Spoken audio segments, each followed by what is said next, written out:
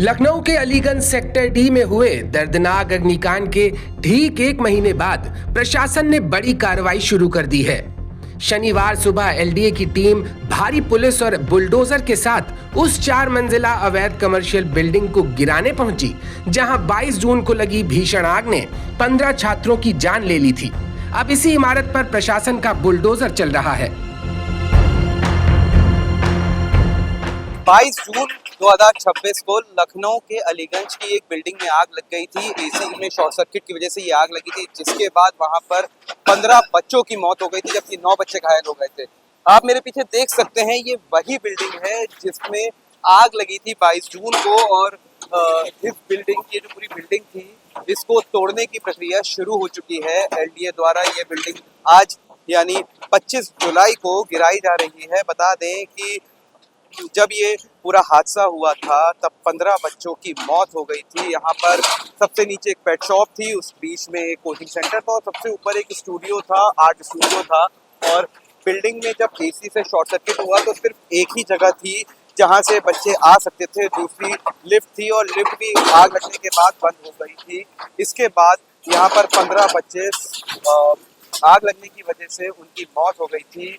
लगातार ये बात चल रही थी कि एलडीए इसमें कार्रवाई कब करेगा। एलडीए ने जो बिल्डिंग के मालिक है उनको समय दिया था कि आप ये बिल्डिंग गिरा दें, वरना एलडीए 25 जुलाई के बाद इस बिल्डिंग को गिरा देगा। आज 25 जुलाई को आप देख सकते हैं कि एलडीए द्वारा ये बिल्डिंग गिराई जा रही है। तमाम एलडीए के जो अधिकारी है वो भी यहाँ मौजूद हैं और पुलिस का जो भारी बल है वो भी यहाँ पे तैनात कर दिया गया है। जो ये रोड है इसके दोनों तरफ बैरिकेडिंग लगा दी गई है और जो ये पूरी प्रक्रिया है इस बिल्डिंग को तोड़ने की वो शुरू हो चुकी है। फिलहाल लगातार ये बात चल रही थी और सरकार से भी ये सवाल आम जनता उठा रही थी। तमाम जो यहाँ के आसपास के लोग हैं उन्होंने इस बात के लिए पहले ही कह दिया था कि ये जो बिल्डिंग है यहाँ पे ये पूरी तरीके से अनसेफ है, ये बिल्कुल भी सुरक्षित नहीं है, क्योंकि यहाँ पे सिर्फ एक ही रास्ता था जो जहाँ से बच्चे अपनी जान बचा सकते थे। जब यहाँ पर आग लगी थी, बताते चले कि खुद उत्तर प्रदेश के जो मुख्यमंत्री योगी आदित्यनाथ हैं वो आए थे, डिप्टी सीएम ब्रजेश पाठक भी यहाँ मौजूद थे और उनके सामने ही ये पूरा हादसा हुआ था।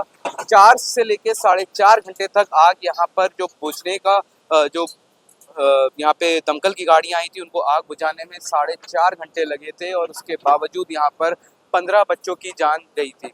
अब 25 जुलाई को एलडीए द्वारा इस बिल्डिंग को तोड़ने की तैयारी शुरू हो गई है।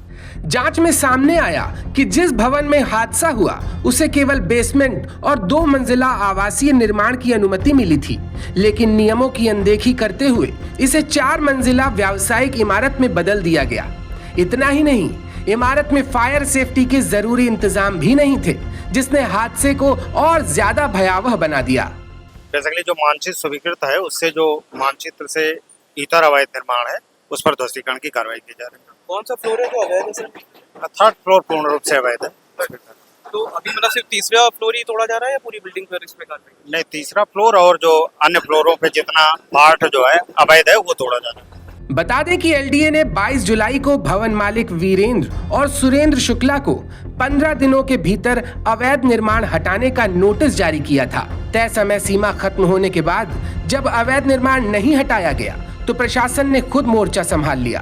अब बुलडोजर की कार्रवाई के साथ इस दर्दनाक हादसे की जिम्मेदारी तय करने की दिशा में एक बड़ा कदम उठाया जा रहा है। फिलहाल बने रहिए द हो हल्ला न्यूज के साथ।